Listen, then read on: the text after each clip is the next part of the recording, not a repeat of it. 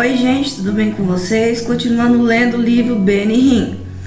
Então, caso o Senhor Jesus, o Espírito Santo, quiser me usar, que seja feita a vontade dele. Senão eu vou continuar lendo uma leitura normal com vocês e falando a minha opinião. Quando é minha opinião, eu vou falar, essa é minha opinião, o que eu penso sobre, ou não conheço sobre. E se for o Espírito Santo, eu vou dizer, é o Espírito Santo, tá bom? Pra você saber. Porque pode ser que Deus não me dê nenhuma revelação aqui, tá bom? Isso depende da vontade do Senhor Jesus. Vamos lá. Capítulo 2. Continuando. Gente, ignora o celular. Eu vou ter que colocar perto do meu olho que eu não enxergo. Capítulo 2. De Haifa aos confins da terra. Era mês de dezembro de 1952, em Haifa, Israel. Clemente Rim, prestes a dar à luz ao seu segundo filho, se achava no hospital olhando para uma bela paisagem na janela do quarto da maternidade. As águas de um rio azul profundo no Mediterrâneo se estendiam até o infinito. Mas o coração daquela pequena mulher armênia estava perturbado, abalado pela amargura, medo e vergonha. Podia divisar ao longe o aglomerado de rochas do mar, os rochedos de Andrômeda. A legenda grega afirma que a jovem Andrômeda estava acorrentada a um deles quando Perseu apareceu voando em seu cavalo alado, matou o monstro marinho e a salvou. Clemente queria que alguém descesse de algum modo e salvasse de outro ano de humilhação e desgraça. Ela era uma grega ortodoxa piedosa, mas não sabia muito sobre o Senhor. Naquele quarto humilde de hospital, ela tentou, porém, fazer um trato com ele. Enquanto permanecia na janela, seus olhos sondavam o céu e falou no fundo do seu coração: Deus, só tenho um pedido. Se me der um menino, eu o devolvo ao Senhor. E ela repetiu: Por favor, Deus, se me der um menino, eu o devolvo ao Senhor. O primeiro filho de Constandi e Clemente Rim foi uma bela menina chamada Rose. Mas na cultura inflexível do Oriente Médio, e especialmente na tradição ancestral do Rim, o primogênito deveria ser um filho de herdeiro. A família de Contandi, que imigrava. Ih, gente, a coisa tá feia, meus olhos aqui, preciso de um óculos. Calma aí que eu vou continuar. A família de Contandi, que imigrava na Grécia para a Palestina, começou a perseguir Clemente por seu fracasso em produzir menino. Como sabe, censuravam eles, todas as suas cunhadas tiveram meninos. Eles zombavam e escarneciam até que chorasse, e ela sentia embaraço e a vergonha num casamento que seus pais tinham arranjado tão cuidadosamente. Seus olhos continuavam úmidos naquela noite ao pegar no sono. Durante a noite teve um sonho de que lembra até hoje. Vi 6 lindas rosas em minha mão, diz ela, e vi Jesus entrar em meu quarto.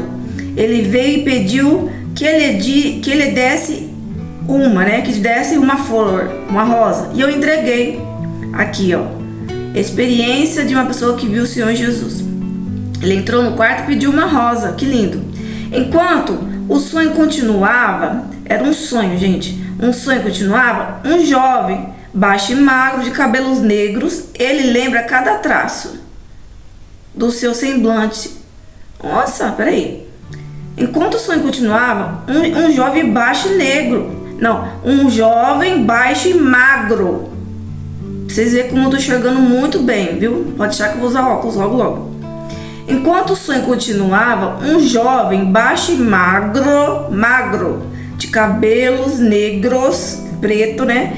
Ela lembra de cada traço do seu semblante. Se aproximou e envolveu num tecido quente. Ele se aproximou e a envolveu num tecido quente. presença, né? Então Jesus Cristo ali, né, ela viu, se aproximou dela em sonho e se envolveu ela na presença de Deus. Ao despertar, ela se perguntou qual o significado desse sonho, o que será? No dia seguinte, 3 de dezembro de 1952, eu nasci. Nossa família viria a ter no futuro 6 meninos e 2 meninas.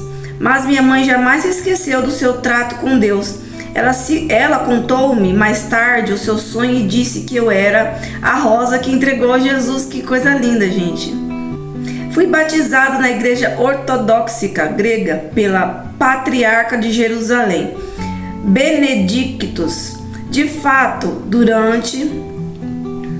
Benedictus chama a igreja ortodoxa aonde ele foi batizado. De fato, durante a cerimônia, ele me deu esse nome. Nascer na Terra Santa significava ter vindo ao mundo numa atmosfera onde a religião lança uma grande sombra inevitável. Aos 2 anos fui matriculado numa pré-escola católica, ensinando formalmente por freiras e mais tarde por monges durante 14 anos. Haifa era para mim uma linda cidade. A palavra quer dizer exatamente isso, linda. Haifa em árabe, Jope em grego antigo ou Yafa em hebraico. Em qualquer idioma o sentido é o mesmo. Quando menino, eu gostava muitíssimo de ouvir a história do lugar onde vivia. Haifa, fundada antes de serem iniciados os registros. Ela é mencionada como uma cidade cananita na lista de tribos do faraó Tútimos do século XX. Acho que é século XX, gente, eu não sei. Antes de Josué, eu sei que século é esse, depois coloca aí escrito aqui, ó.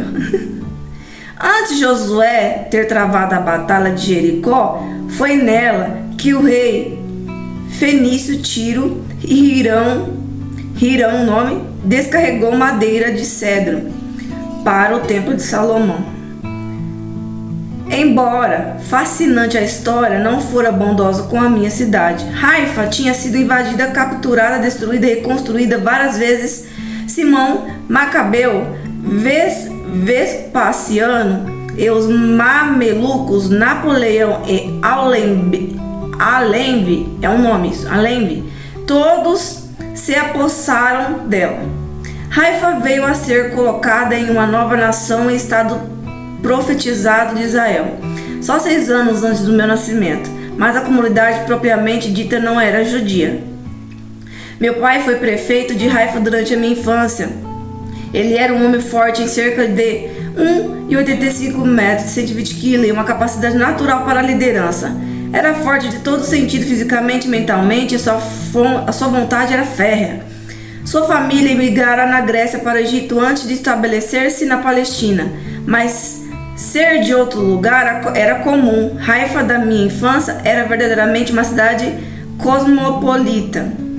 Andando pela rua Raziel e entrando na Torre Square, onde se achar a Muhammad Jibril.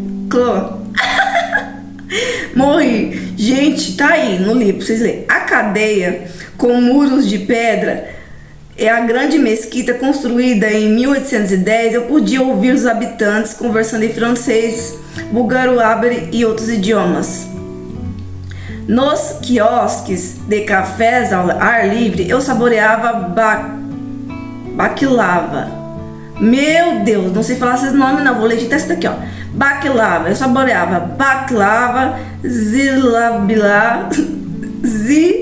zilabia, falael, sumsum e dúzias de outras delícias. Ali estava eu, nascido em Israel, mas sem ser judeu, criado numa cultura árabe, mas não de origem árabe, frequentando escola católica, mas educado como grego ortodoxo.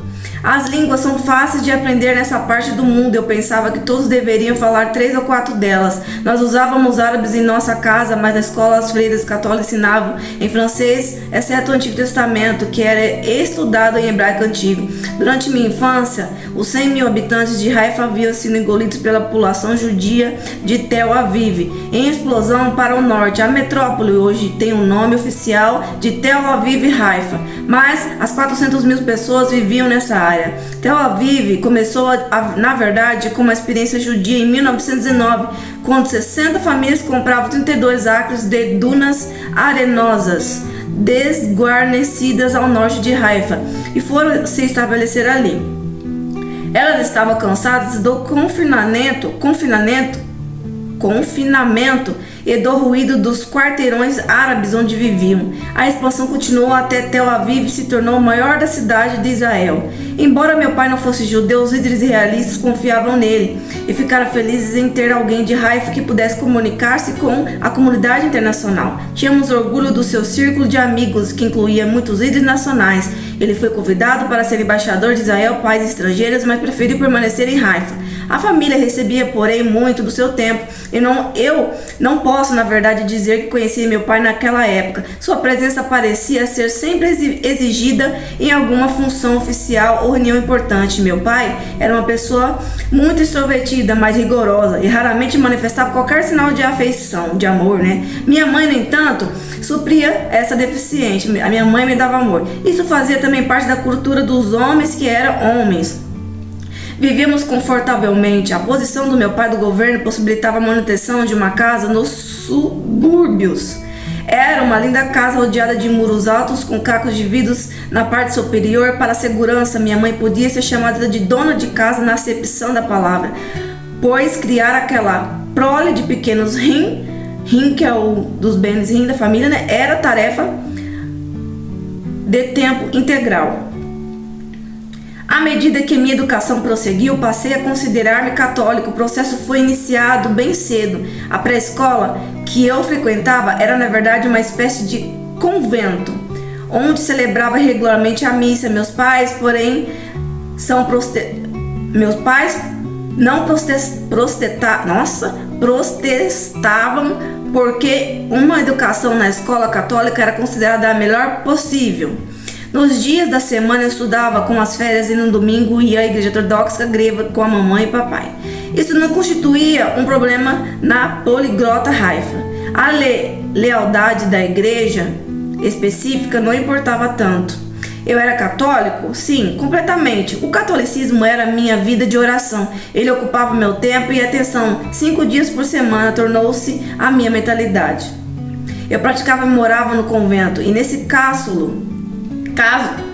casulo me distanciei muito do mundo. Fui também separado do mundo de um modo infeliz. Desde a minha infância sofrida de forte gagueira, a menor pressão social, o nervosismo, eu começava a gaguejar, sendo isso para mim quase insuportável. Achava difícil fazer amigos.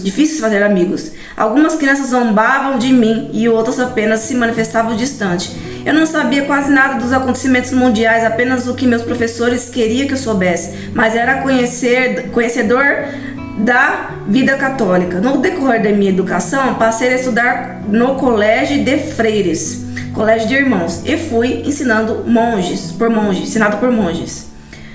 Mesmo quando pequeno, eu já era extremamente religioso, orava provavelmente mais do que alguns cristãos que oram hoje, mas sabiam apenas a Ave Maria, o Credo, o Pai Nosso e outras orações prescritas.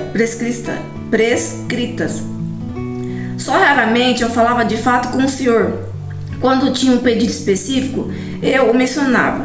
Por outro lado, minha vida de oração era muito organizada, muito rotineira. O principal conceito parecia ser: você deve sofrer quando ora, e isso era fácil. Não sabia praticamente onde ajoelhar, exceto pedras brancas de Jerusalém que estavam em toda a parte. Quase todas as casas são construídas desse material. As escolas que frequentei não tinha carpete, só um chão simples de pedra branca. Acabei por acreditar que se não sofresse com a súplica, o Senhor não iria ouvi-lo, que o sofrimento era o melhor meio de obter o favor de Deus. Eu já ouvi falar sobre isso também. Embora quase nenhuma espiritualidade acompanhasse o ensino, continuo sendo grato à base bíblica que recebi. Pense 1000 vezes quantas crianças aprenderam o Antigo Testamento em hebraico, e nossas viagens campestres tornavam literalmente viva da palavra de Deus. Visitávamos certa vez Negueb, onde chegamos perto dos poços que Abraão cavara, aprendendo a respeito dele. Essa experiência ficará comigo para sempre.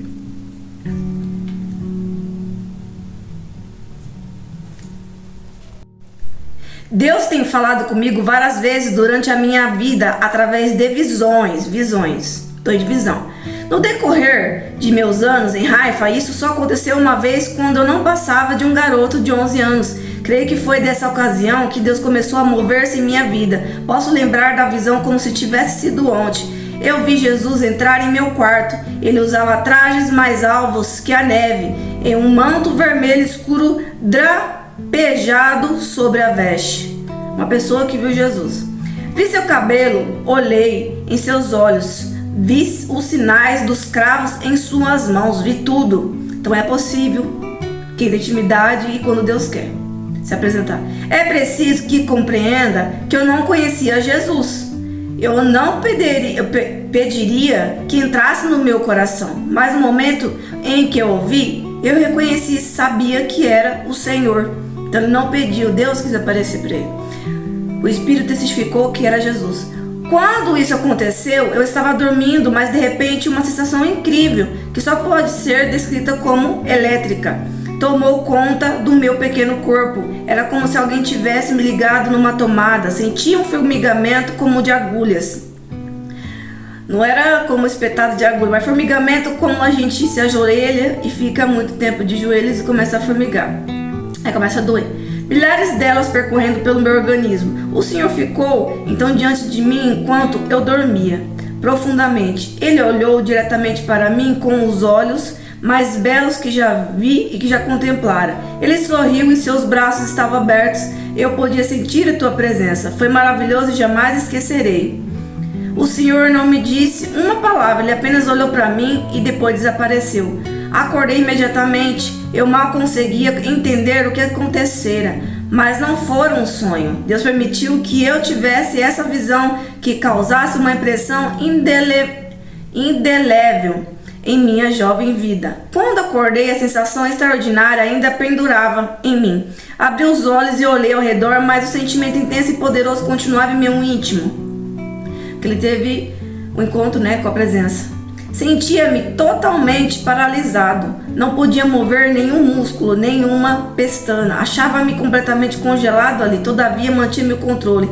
Esse sentimento invulgar me envolveu, mas não me dominou. Eu estava certo de que se dissesse não quero isso, a experiência teria sumido. Mas eu não disse nada enquanto me mantinha ali acordado. O sentimento predominou e depois foi embora lentamente. De manhã contei a experiência à minha mãe e ela ainda se lembrava do que disse: você deve ser um santo. Coisas assim não aconteciam às pessoas em Haifa, quer fossem católicos ou gregos ou ortodoxos. É claro que eu não era um santo, mas minha mãe acreditava que se Jesus vier até mim, ele deveria estar me separando para um chamado superior. Vou colocar um exemplo aqui para vocês. Aqui é a história dele, que a mãe dele acreditava que ele é separado para um chamado. Mas, para as pessoas da atualidade, Jesus, ele pode sim aparecer em visão, em sonho, pessoalmente, em situações, ou através de pessoas, vendo semblante através de pessoas. Enfim, tem várias formas de Deus se revelar. Então, muitas vezes não significa que é porque você tem um chamado específico para a obra de Deus, mas porque Deus tem um propósito na sua vida, às vezes de transformação, de salvação, ou porque Ele te ama muito, Ele quer te se revelar para você, quer estar mais perto de você. Ele quer estar mais perto de todos, mas Ele se revela de forma diferente para cada pessoa. Então não significa que você tem um chamado específico, mas que você tem um coração muitas vezes sedento por Deus, ou porque Deus quer se revelar para você e Deus tem um propósito, talvez de salvação na sua vida, talvez de transformação, alguma coisa, algum plano na sua vida, entendeu? Então pode significar também um chamado específico. Ou pode não significar, Deus se revela para quem Ele quiser, até para um bebê, para uma criança, para um idoso, um morador de rua, para uma prostituta, para um usuário de drogas, um alcoólatra, para qualquer pessoa, um pecador. Já vi muitas pessoas que não é da igreja, não se converteu, está longe de Deus, vivendo num mundo que viram Jesus. Então, Deus não tem acepção, Ele ama todos. Continuando aqui onde eu parei, gente.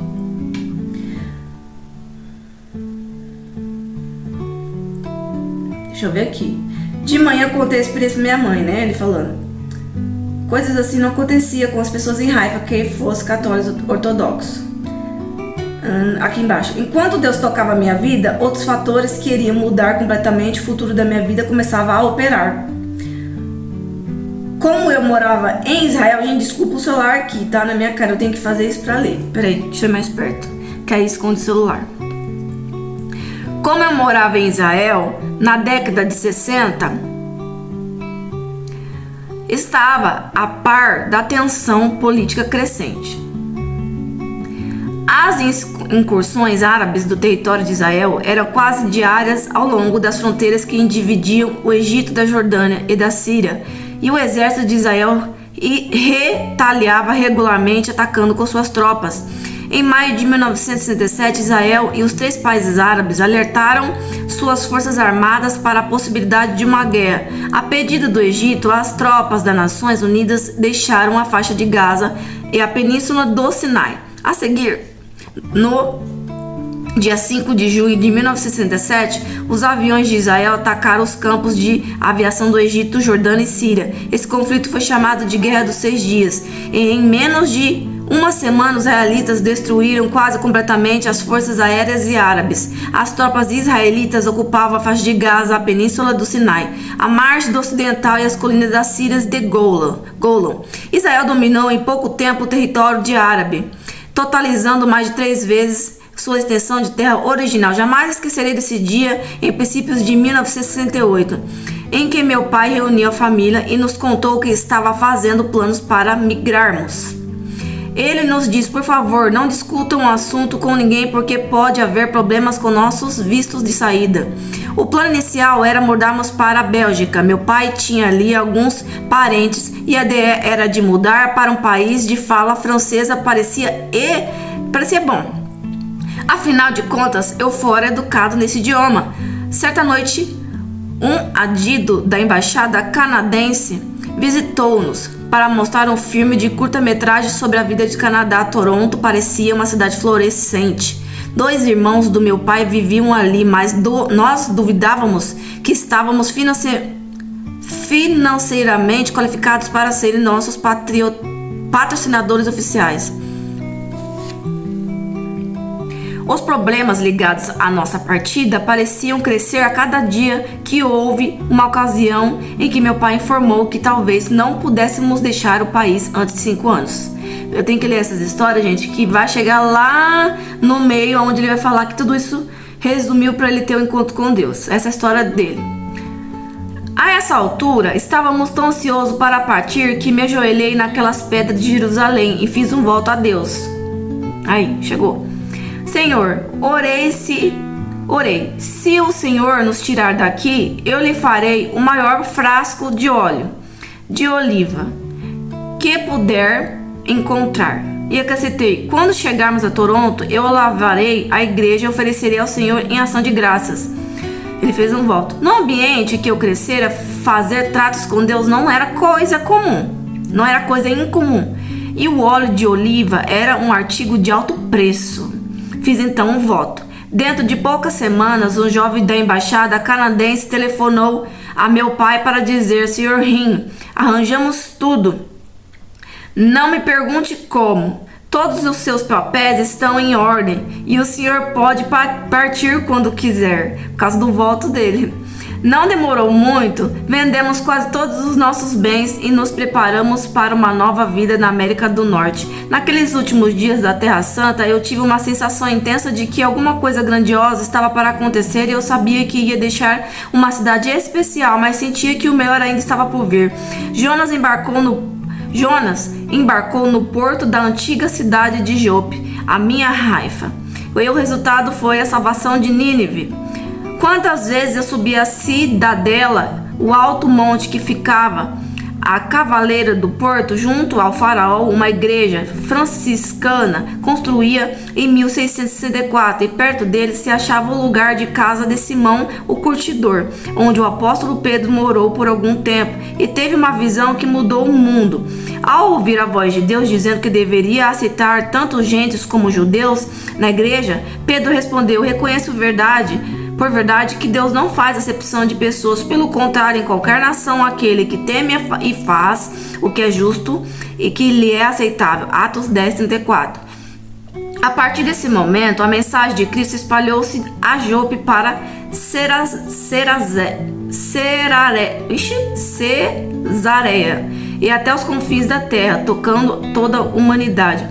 Enquanto seguíamos de carro pela estrada Ragna até o aeroporto de Lod, eu fiquei imaginando: será que vou ver de novo esse lugar? Pensei nas freiras católicas que haviam me ensinado com tanto amor e teria visto o rosto dela pela última vez. Ao atravessarmos as águas do Mediterrâneo, olhei ao longe e disse: meu derrameiro adeus à Haifa.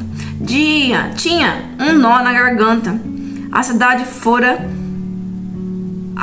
fora um lar para mim em meus 14 anos, né? De sentir saudade, uma angústia, tipo, nossa, eu tenho que deixar todas as pessoas que me ensinaram com amor. A família de Rim chegou a Toronto em julho de 1968 sem qualquer propaganda. Era assim que meu pai queria. Não tivemos comitê de recepção e não havia um emprego em vista para ele. Chegamos com a roupa do corpo, alguns bens nas malas e um pouco de dinheiro das vendas de nossas coisas de Haifa. Era o suficiente para vivermos por um breve espaço de tempo. Nossa nova vida começou num apartamento alugado. Que choque aterrissar de repente numa cultura estrangeira. Entendi. Que choque aterrissar de repente numa cultura estrangeira. Ele estava em choque, né? Eu consegui.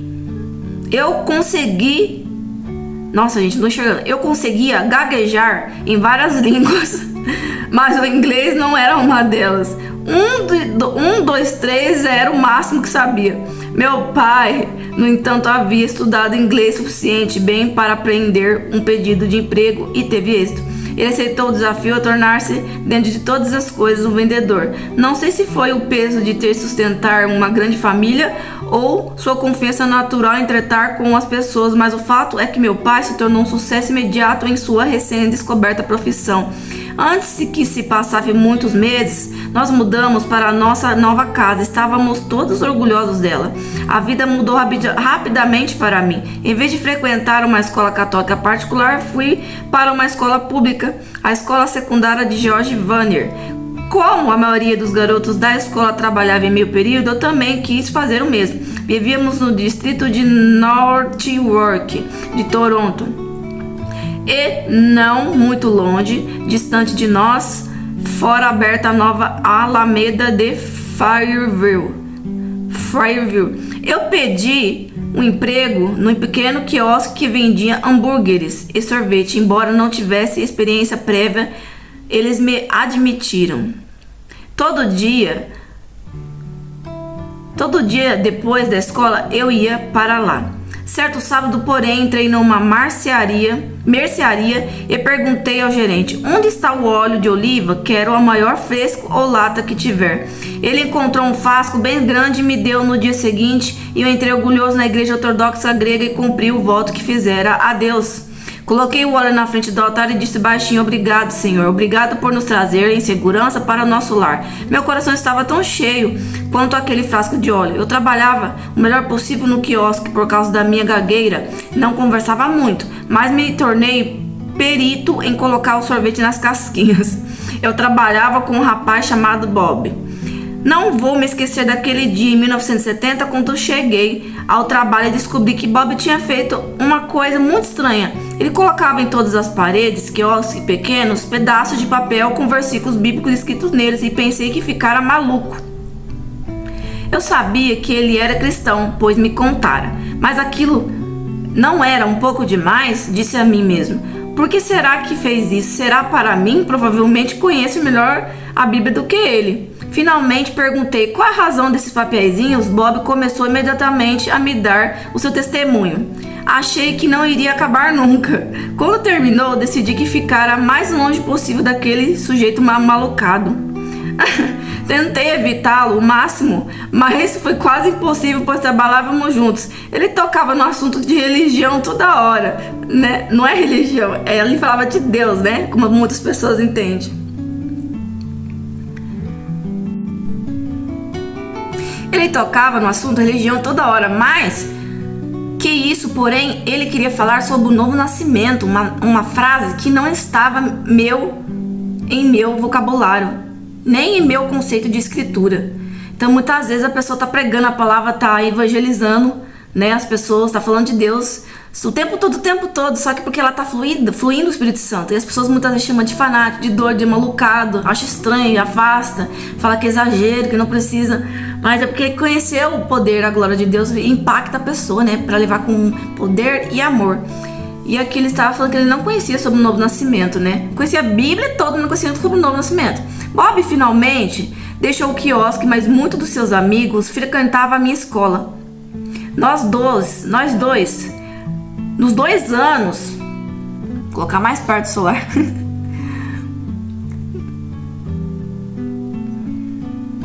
Nos 2 anos que se seguiram, tomei cuidados extremos para evitá-los.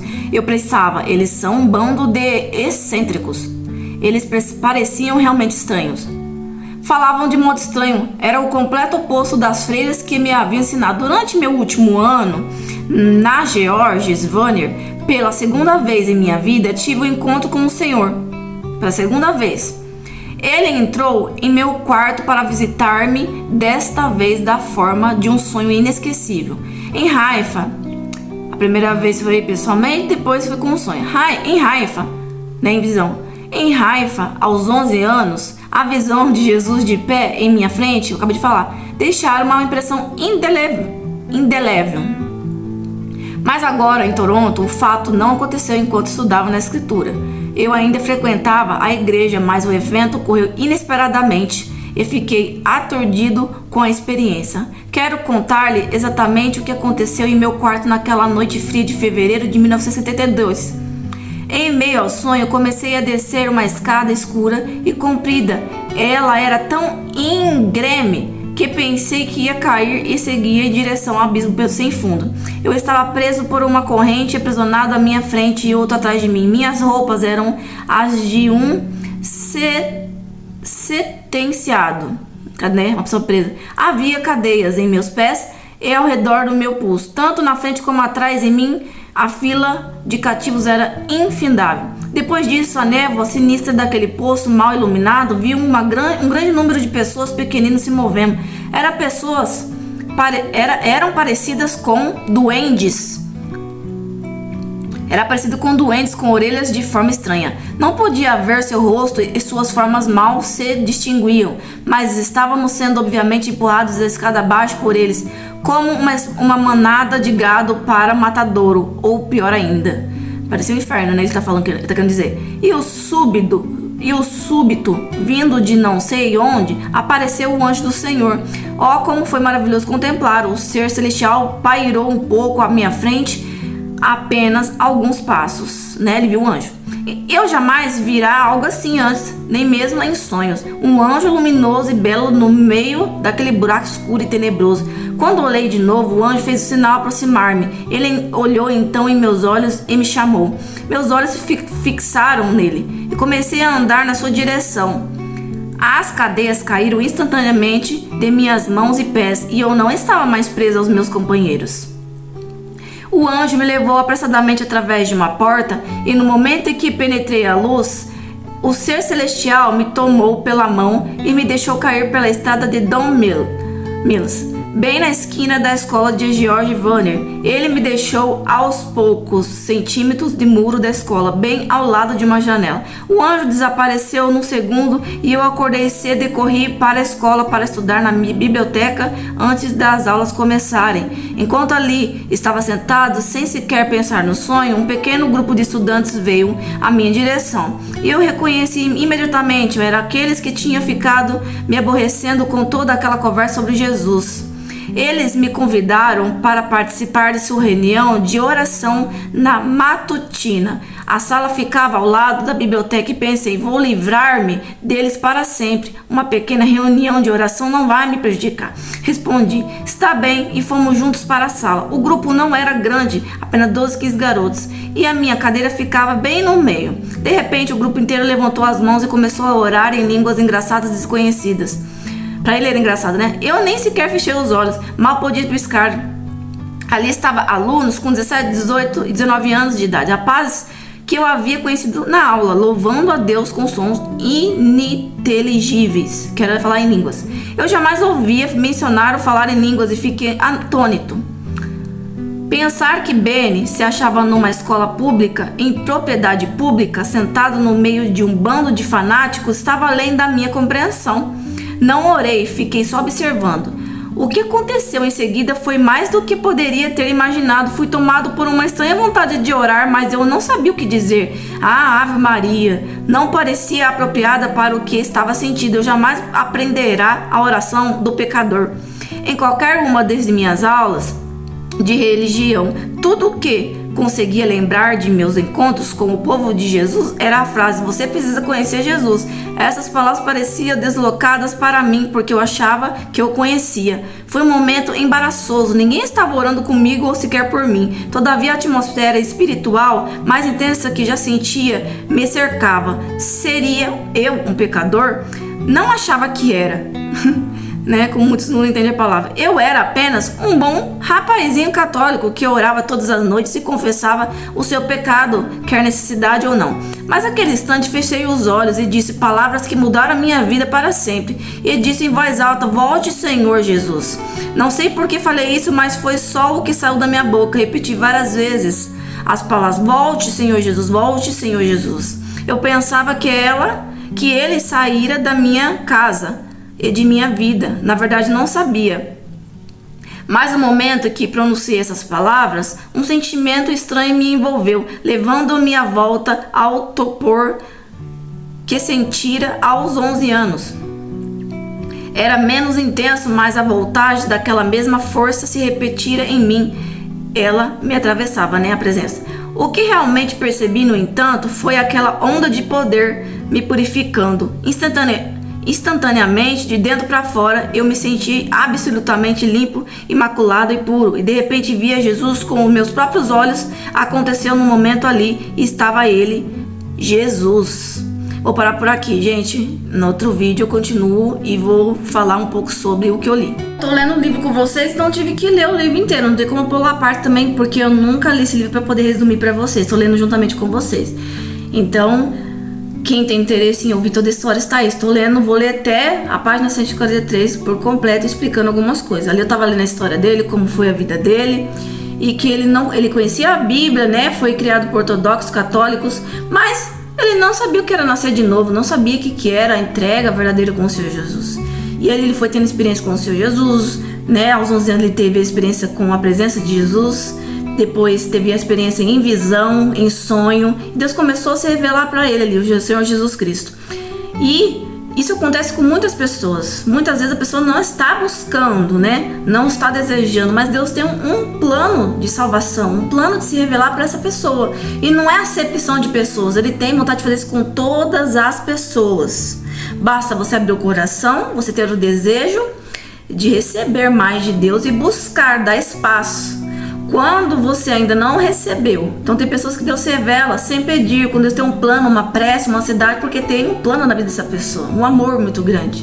Deus ama a todos igualmente, com amor muito grande, mas às vezes ele tem pressa de se revelar para algumas pessoas, um plano, que tanto que deu um livro, então esse era o plano, era um testemunho que ia gerar muitos testemunhos de vidas salvas, Esse livro impacta a vida das pessoas, transforma as vidas das pessoas, coloca o desejo de buscar mais a presença de Deus.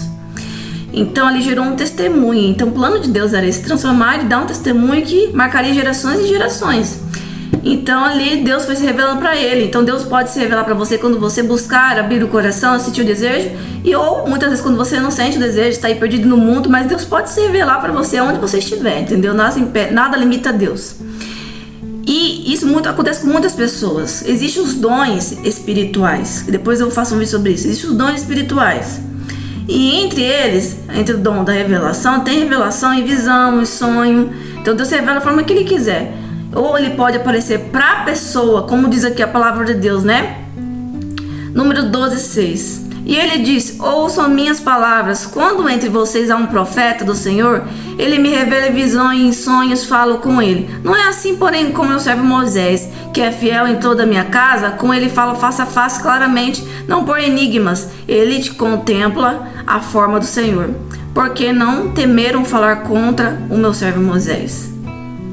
Então, aqui está falando que Deus, ele se revela face a face para o íntimo dele e também para pessoas segundo o coração deles, ou quem busca também a conhecer a presença de Deus. Então, sim, é possível ter uma experiência assim impactante com Deus. Eu nem ia falar sobre isso, eu nem sabia que esse livro falava sobre isso, mas se Deus permitiu, é para a glória do nome dele, né? Para muitas pessoas se aproximar dele. Então é possível você ter mais de Deus, né? Não faz acepção de pessoas. Ali foi um resumo da história dele, porque ele teve uma história também como de qualquer pessoa. Você tem o seu testemunho, seus altos e baixos. Isso não te impede de ter mais de Deus, seus pecados, suas falhas, às vezes alguma barreira que você acha que é barreira.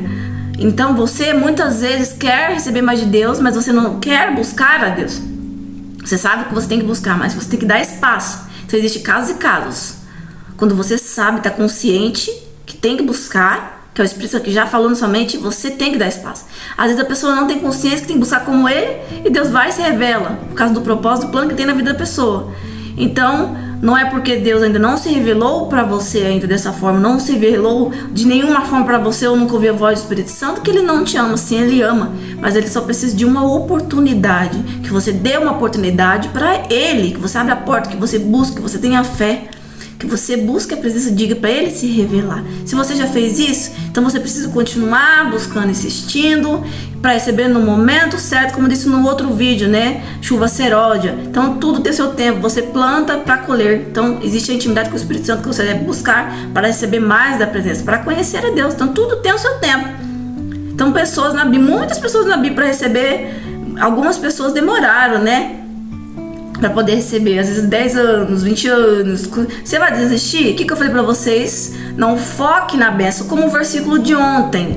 Foquem na presença, o versículo de ontem. Não foquem na presença de Deus, na intimidade, em permanecer na salvação. Não foquem em bênçãos. Não foquem em muito na unção. Busque a unção, mas permaneça pela presença. Não é porque você não recebeu que você vai desistir da presença e a sua salvação. Como ele disse aqui, ele teve uma experiência, não sei, não entendi direito, mas parecia que era um sonho ou uma visão espiritual, onde ele estava num abismo ali, vendo duendes e pessoas sendo arremessadas pelas escadas. Ou ele teve uma morte espiritual, depois eu vou ler de novo, uma morte espiritual, dormindo, ou ele teve um sonho de revelação, ou ele teve visão, ou ele foi arrebatado em espírito, entendeu? Então, depois eu vou dar uma lida e resumir aqui para vocês. Mas ele viu ali a experiência de pessoas condenadas, ele não entendeu muito, mas ali Deus estava chamando ele para ter mais intimidade com a presença, revelando que o inferno é real. Então esse é o resumo de hoje para vocês. Cada um recebe conforme aquilo que está buscando na presença de Deus, mas nada impede Deus se revelar quando ele decide, quando ele tem um plano na sua vida. Mas não é porque ainda ele não se revelou que ele faz acepção de pessoas que ele não te ama. Ele só está esperando você abrir o coração e buscá-lo com todas as suas forças, amar Deus de todo o coração. Que Deus abençoe vocês. E aqui, para tentar explicar para vocês, vou ler de novo a parte onde ele falou que ele estava num abismo, né? Finalmente perguntei qual a razão desses papeizinhos. Bob começou imediatamente a dar-me o seu testemunho, né, o companheiro de trabalho. Achei que não iria acabar nunca. Quando terminou, decidi que ficaria mais longe possível daquele sujeito amalucado. Tentei evitar o máximo, mas foi quase impossível, pois trabalhávamos juntos.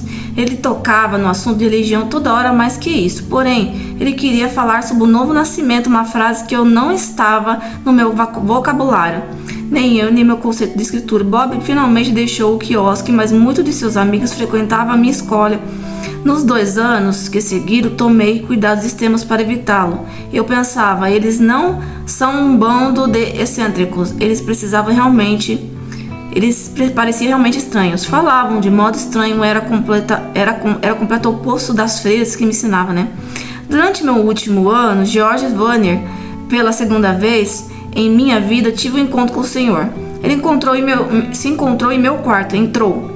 para visitar-me dessa vez de forma de um sonho inesquecível.